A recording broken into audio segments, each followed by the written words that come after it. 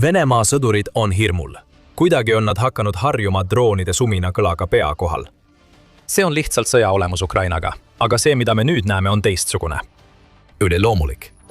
Õudus taevast, mis on vaikne, avastamatu ja tapab Vene sõdureid massiliselt. Oleme otsekohesed. Putini käsilased on surmani hirmul ja neil ongi põhjust olla. Maaslased on maandunud. Ja nad on vaid algus tehisintellektil põhinevale hävituslainele, mis on Venemaa vägesid tabamas. Meil on esimesed vihjed selle kohta, mida Ukraina on lahinguväljale toonud, mitte Ukrainalt endalt, vaid Venemaalt ja selle hirmunud julgeolekuteenistustelt. 21. aprillil avaldas Vene uudisteagentuur TASS tsitaadi Venemaa julgeolekuteenistuste allikalt, kes rääkis millestki koletuslikust taevas. Selliseid droone on raske eelnevalt droonidetektoritega tuvastada, ütles allikas kurjakuulutavalt. Seejärel andis allikas neile uutele droonidele nime ja selgitas, miks need ajavad praegu iga Ukrainas oleva Vene sõduri püksid täis. Marslase drooni peamine omadus on see, et see töötab peaaegu täiesti vaikselt. Seda on kuulda ainult siis, kui see sihtmärgi suunas sööstab, mis teeb eelpostide personalil veelgi raskemaks kindlaks teha, millal marslane kohe ründama hakkab, paljastas allikas. Vaikne, surmav, justkui mitte sellest maailmast. Hakkab tunduma, et Venemaa on sattunud ulmesõtta tankide ja kahurilihaga ning tal pole vastuseid sellele, mille Ukraina on valla päästnud. Nimeta Vene. Allikad ei ole ainsad, kes toovad esile marslaste õudust. Polivkas, kus Ukraina teistest maailmadest pärit droonid on kõige rohkem kaost külvanud, on linna Vene poolt ametisse pandud linnapea Ivan Prohotko rääkinud silmatärani õudusest, millega Putini käsilased nüüd silmitsi seisavad. Uued Ukraina droonid, nende püsikiirus on kuni 300 kilomeetrit tunnis, ütleb Prohotko, mis teeb neist kiiremad kui enamik FPV ja fiiberoptilisi droone, mida rindel nähakse.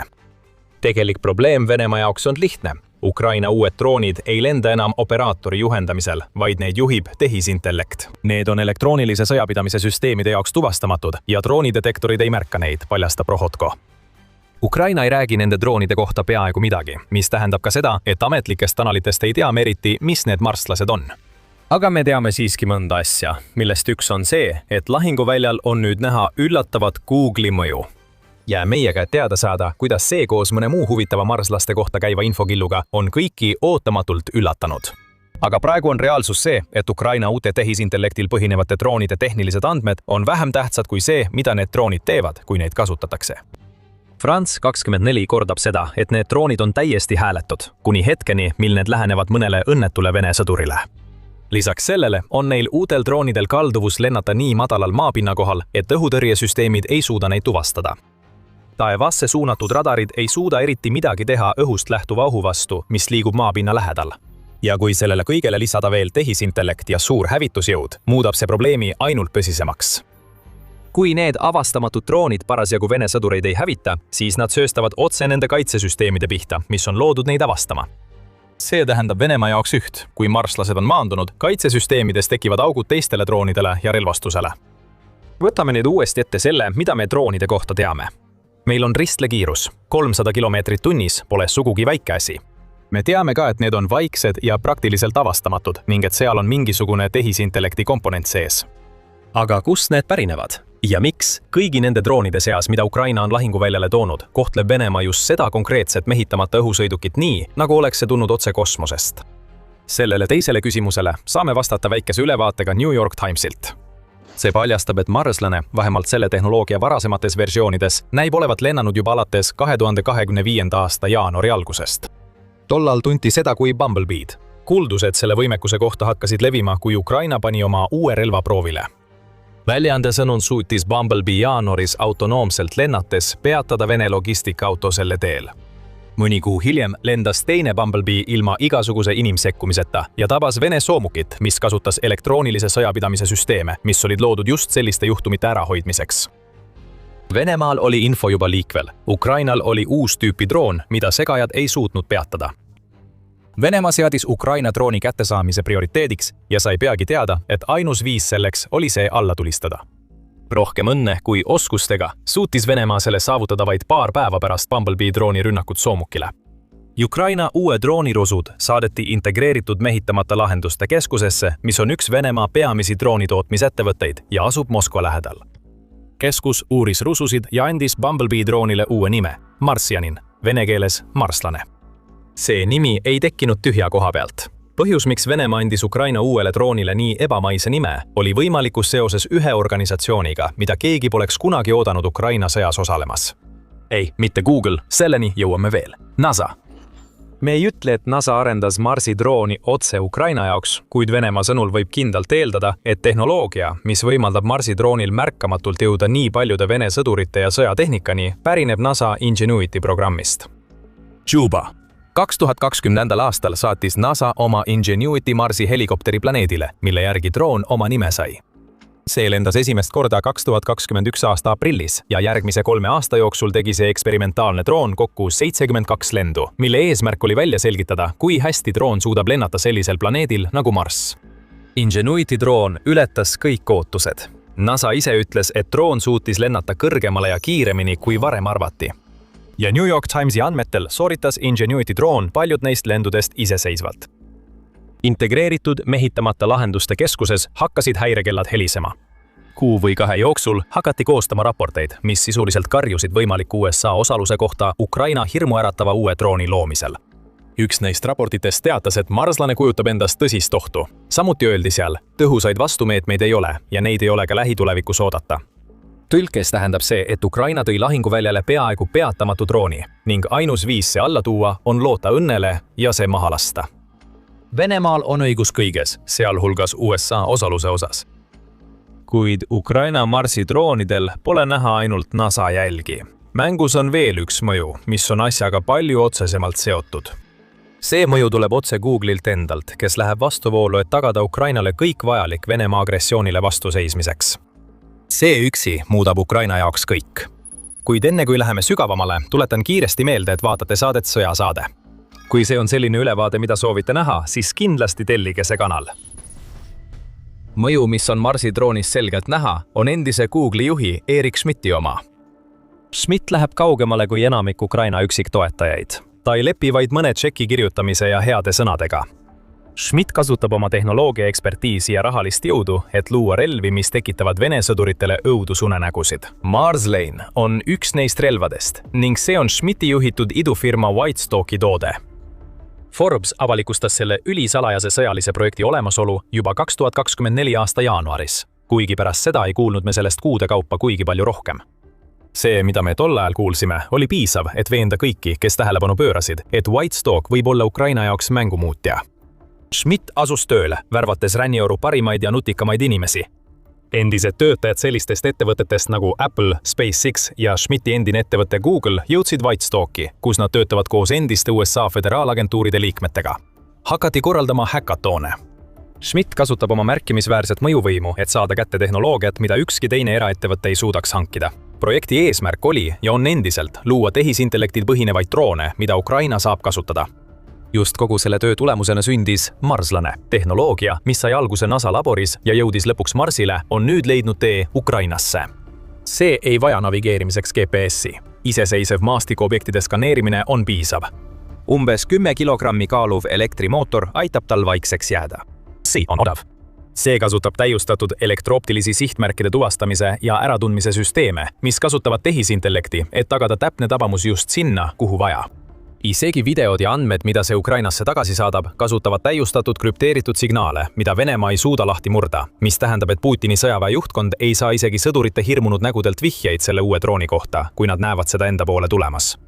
Marslane ei ole õhuloss. See ei ole mingi hullumeelne idee, mille on välja mõelnud rikas mees, kellel on rohkem raha kui mõistust. Marslane on väga reaalne. See hävitab praegu Vene vägesid ja varustust ning see on Putini jaoks tõsine probleem. Kuid see on vaid jäämäe tipp, sest marslase drooni ümber käiva meediakära taga on palju suurem probleem, millega Venemaa peab silmitsi seisma. Ukraina tehisintellekti revolutsioon on nüüd täies hoos ja Venemaa jääb sellest kaugele maha. Ukraina kaitseministeerium on juba väga selgelt välja öelnud, et peab tehisintellekti tõeliseks murranguliseks teguriks Ukraina võitluses Venemaa vastu. 4 mail tegi Ukraina kaitse tehisintellekti keskuse A1 tegevjuht Danilo Tsvok selle selgeks ministeeriumi avaldatud kommentaarides. Svok ütleb, et Ukraina tehisintellekti kasutamine ei seisne 100% autonoomse lahinguvälja loomises. See seisneb tõhususes ja relvade loomises, mis minimeerivad Ukraina sõduritele avalduvat ohtu, maksimeerides samal ajal Venemaale tekitatud kahju. Zvok kinnitab, et mitte ainult see, vaid ka selliste ettevõtete nagu Kaitse Tehisintellekti Keskuse A1 töö koostöös Ühendkuningriigi valitsusega on ülioluline demokraatia kaitsmisel kogu läänes. Demokraatiad peavad arendama kaitsevõimekust. Ilma tehisintellektita ei suuda nad rahu tõhusalt kaitsta, kinnitab Zvok. Võib-olla on need kommentaarid veidi enesehuvist kantud, arvestades, et tegemist on tehisintellekti tehnoloogia kuruga. Kuid Zvoki bravuur paljastab, et Ukraina peab lahinguväljale toodavat tehisintellektil põhinevat relvastust üheks kõige olulisemaks edusammuks võitluses Putini autoritaarsuse vastu. Marslane on uue tehisintellektil põhinevate droonide laine esirinnas, mis lõhub Vene pealetungi. Ja Ukraina tehisintellektilaine ei hõlma ainult droone. Veel mitmed relvad automatiseeritakse, et anda Ukrainale eelis Putini röövellike vägede vastu, millest räägime mõne minuti pärast. Jäädes praegu droonide juurde. Ukraina presidendi kantselei juht ja endine üks Ukraina peamisi mehi luuresektoris, Kirillo Budanov, on väitnud, et lahinguväli on jõudnud punkti, kus olemasolevate tehnoloogiate piirid on saavutatud, mis sunnib uusi tehnoloogiaid esile kerkima, kui Ukraina tahab ees püsida. Vajalik on üleminek autonoomsetele süsteemidele. Need peaksid olema platvormid, mis suudavad iseseisvalt sihtmärke tuvastada ja manööverdada ilma otsese inimkontrollita. Ukrainal on selles valdkonnas juba arenguid ning eeldatavasti saavad neist lähitulevikus lahinguväljal oluline ja võib-olla ootamatu tegur, kinnitab Budanov. Seega ei pruugi me veel olla punktis, kus lahinguväli on 100% autonoomne, kuid midagi sellist näib olevat Ukraina eesmärk. Ukraina ei räägi sellest kõigest lihtsalt teoreetilise tuleviku üle mõtiskledes. Raha ja aega pannakse selle nimel, et muuta lahinguväli võimalikult autonoomseks. Ettevõtted nagu Swarma, mis arendavad tarkvara, mida saab kasutada igasuguste mehitamata õhusõidukitega drooniparvede koordineerimiseks, töötavad selle nimel, et Ukraina tehisintellekti tehnoloogia oleks võimalikult laialdaselt kasutusel tema mehitamata süsteemide vägedes. Swarmer's Tech'i on Ukrainas alates selle kasutuselevõtust 2024 aasta aprillis juba kasutatud enam kui 100 000 missioonil, teatab Ukraine Arms Monitor.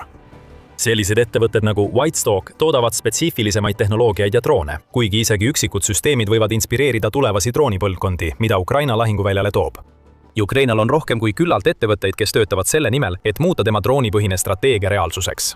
Droonisektoris on juba olemas tõeline kaitsetööstuse hiiglane ning Kiev Independenti teatel on oodata, et 2026 aastal toodetakse Ukrainale ainuüksi 7 miljonit drooni. See tähendab umbes 19 000 drooni tootmist päevas.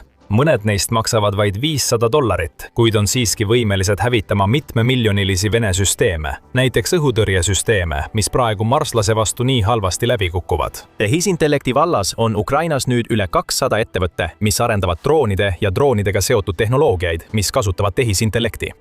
Need ettevõtted on kokku registreerinud üle 300 tehisintellektiga seotud drooniarenduse Ukraina Brave One platvormil, mille Ukraina lõi selleks, et tagada koostöö oma detsentraliseeritud droonitootjate vahel ja et need tootjad saaksid otsest tuge Ukraina valitsuselt.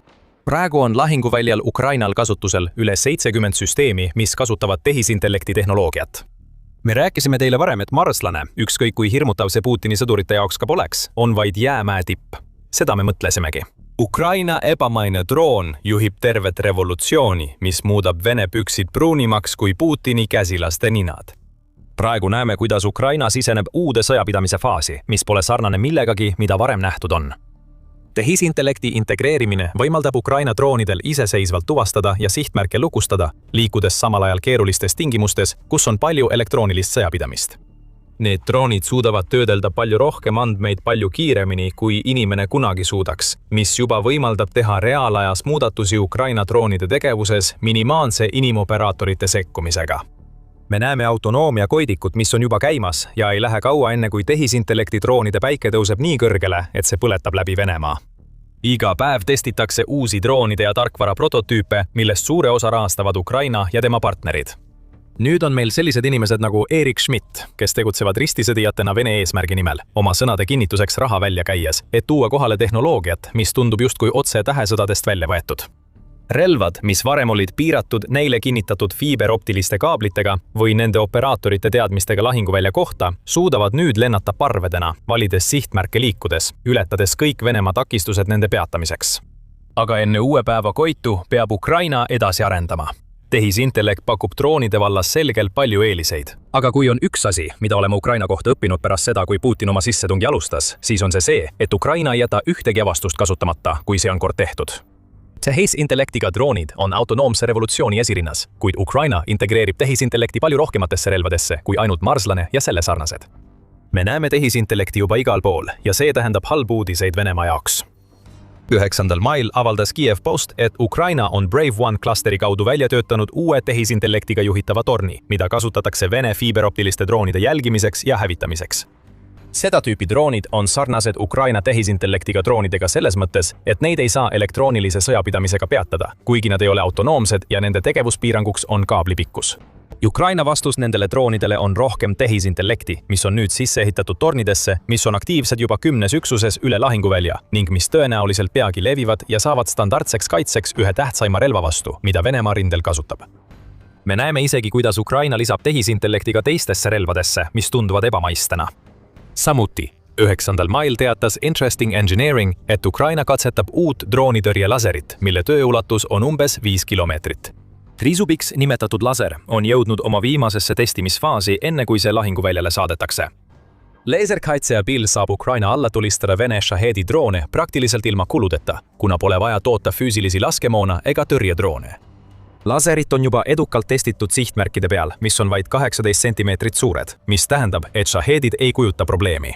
Tehisintellekti kasutatakse selleks, et kiiresti jälgida ja sihtida Venemaa lähenevat drooni enne, kui laser nii kiiresti tulistab, et droon on juba maas, enne kui see arugi saab, mis teda tabas. Ja kas sa mäletad, kui me varem mainisime, et Ukraina peab seda tüüpi tehnoloogiat nii oluliseks, et usub, et see suudab kaitsta demokraatia enda mõistet? See ei ole lihtsalt tühi jutt Ukrainalt. NSS ajakiri avaldas aprillis, et Ukraina jagab oma drooni ja tehisintellekti põhistest süsteemidest kogutud andmeid oma lääneliitlastega, et nad saaksid neid kasutada omaenda tehisintellekti mudelite treenimiseks. See tähendab, et tehisintellektist saab Ukrainale lahinguväljal rohkem kui lihtsalt tööriist. Droonid nagu Marshan lisavad Putini ja tema käsilaste jaoks uue hirmutasandi, sest Ukraina kasutab aktiivselt kogutud andmeid, et muuta end veelgi olulisemaks nende riikide jaoks, kes tahavad seista Putini türannia vastu. Ukraina edusammud on kogu lääne ühised saavutused. See tähendab, et Venemaa seisab silmitsi läänega, mis on üha ühtsem, mitte ainult ideoloogiliselt, vaid ka oma võimekuses Venemaaga toime tulla. Venemaa püüab sammu pidada, arendab oma enda tehisintellektiga droone ja üritab seda tehnoloogiat Ukraina vastu kasutada. Venemaa droonid on altid vigadele ja ei ole nii arenenud kui isegi Ukraina tehisintellekti varasemad versioonid. Venemaa enda raportite kohaselt saavutab Ukraina autonoomne lõppjuhitavus, mida kasutatakse näiteks Martjani droonis, otsese tabamuse määra üle 70%, mis on hullumeelne, arvestades õhutõrjet, elektroonilist sõjapidamist ja kõiki muid vastumeetmeid, mille Venemaa on loonud. Tegelikkus, millega Vladimir Putin nüüd silmitsi seisab, on lihtne. Marslased on maandunud ja nad on vaid algus Ukraina edusammudele, mis on muutnud kaasaegse sõjapidamise reegleid. Tehnoloogia läheb paremaks. Venemaa püksiplekid lähevad veel suuremaks. Ja tehisintellekti toel toimuv tapatalg, mis juba käib ja läheb ainult hullemaks, võib Putini sissetungi otsekohe peatada.